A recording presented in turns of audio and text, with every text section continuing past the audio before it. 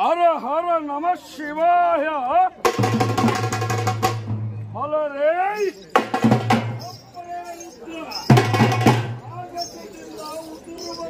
ಮಳೆ ಹನಿಗಳೆಲ್ಲವೂ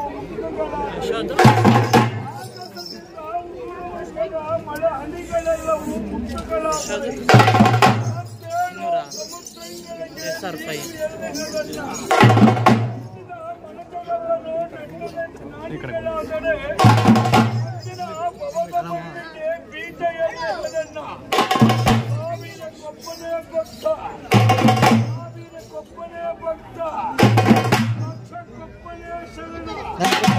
ಪೂಜೆ ಇದೆ. ಒಂದು 12 ಗಂಟೆ ಮೇಲೆ ಬಂದು ಯಾವಾಗ ನಾಳೆ 11 ಮಹಾದೇವಿ ಅಂತಾಗಬೇಕು. ರಾಮಯ್ಯ ಭಕ್ತರಾದರೆ ಮಗನೆನಿಸಿಕೊಂಡಂತವರೇ ಉಂಟಾಗಬೇಕು.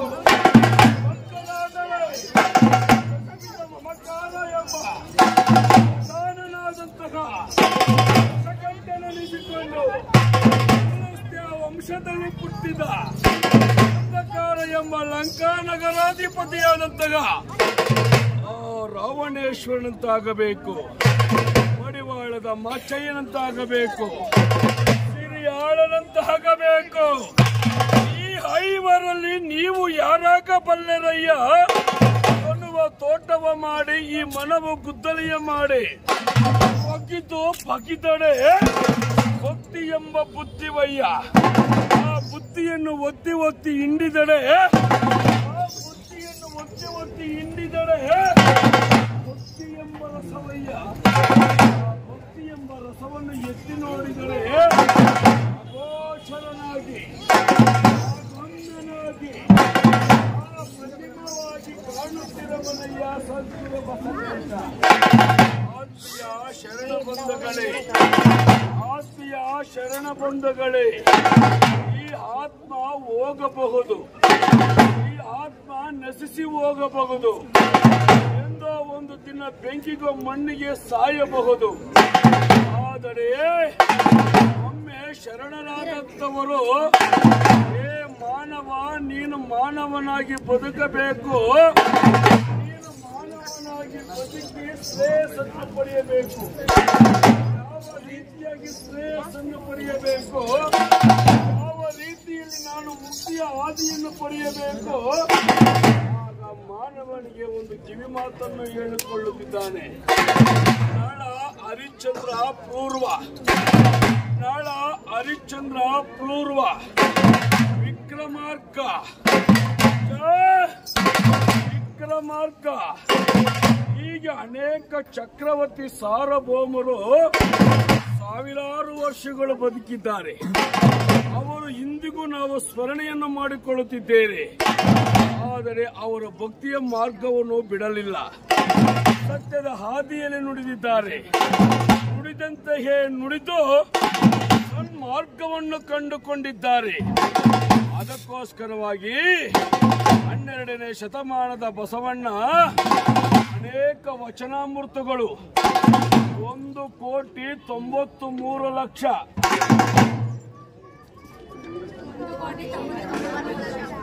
1,93,00,000 1,63,000 ಶಿವಶರಣರು ಇವರೆಲ್ಲರೂ ಈ ಮಾನವನಿಗೆ ಹಾಕಿಕೊಟ್ಟಂತಹ ಬುನಾದಿ. ಮಾನವ ಮಾನವನಾಗಿ ಬದುಕಬೇಕು, ಅವನ ಜೀವನವು ಸುಗಮ ಹಾದಿಯಲ್ಲಿ ನಡೆಯಬೇಕು. ಇಂತಹ ಅನೇಕ ವಚನಾಮೃತಗಳು ಈ ಮಾನವ ಧರ್ಮಕ್ಕೆ ಬಿಟ್ಟು ಹೋಗಿದ್ದಾನೆ. ನುಡಿದರೆ ಸ್ಫಟಿಕಿಯ, ನುಡಿದರೆ ಮುತ್ತಿನ ಹಾರದಂತಿರಬೇಕು, ನುಡಿದರೆ ಸ್ಫಟಿಕಿಯ ಸಲಾಖಿಯಂತಿರಬೇಕು, ನುಡಿದರೆ ನಮ್ಮ ಲಿಂಗಪ್ಪನ ಮೆಚ್ಚುವಂತಿರಬೇಕು, ನುಡಿದರೆ ಎನ್ನಬೇಕು. ಇಂತಪ್ಪ ನುಡಿಯ ಒಳಗೆ ನುಡಿದಿದ್ದರೆ ಆ ಕೂಡಲ ಸಂಗಮ ದೇವ ತೊಳ್ಳೆನ್ನುವನಯ್ಯ. ಮಾನವ ದೇವಲೋಕ ಮುಖ್ಯಲೋಕ ಎಂಬುವುದು ಬೇರಿಲ್ಲ ಕಾಣಿರು. ದೇವಲೋಕ ಎಂಬುವುದು ಬೇರಿಲ್ಲ ಕಾಣಿರೋ. ದೇವಲೋಕ ಮೂರ್ತಿಲೋಕ ಎಂಬುವುದು ಬೇರಿಲ್ಲ ಕಾಣಿರೋ. ಸತ್ಯವ ನುಡಿಯುವುದೇ ದೇವಲೋಕ, ಮಿಥ್ಯವ ನುಡಿಯುವುದೇ ಮೂರ್ತಿಲೋಕ. ಆಚಾರವೇ ಸ್ವರ್ಗ, ಅನಾಚಾರವೇ ನರಕವಯ್ಯ. ಎಲ್ಲವೋ ಎಂದರೆ ನರಕವಯ್ಯ, ಅಯ್ಯೋ ಎಂದರೆ ಸ್ವರ್ಗವಯ್ಯ.